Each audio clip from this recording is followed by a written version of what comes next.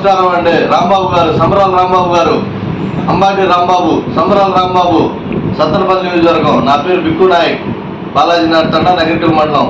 అయ్యా ఏందా ఇట్లా మాట్లాడతావు నువ్వు? అమ్మాయి కాపురం చాలా సర్దు పెట్టాలి కానీ మా అమ్మాయి 3 సంవత్సరాల నుంచి వచ్చేసింది, మా అమ్మాయిని కాళ్ళ మీద నుంచోబెట్టాను, ఏందయ్యా సంబరాల రాంబాబు?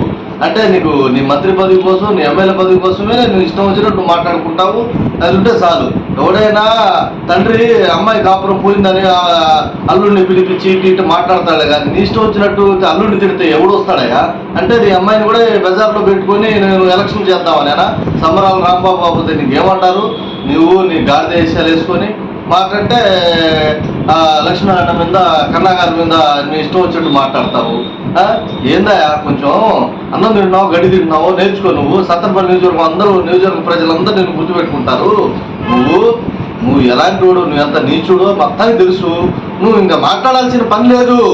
మాట్లాడితే ఏదో ఓట్లు ఎత్తారు, సింపతి పడిద్దని నువ్వు అనుకో బాగు. నీకు ఎవడు ఓటేరు. సత్తనపల్లి నియోజకవర్గంలో నువ్వు ఘోరంగా ఓడిపోతున్నావు. రాసి పెట్టుకో రాంబాబు గారు.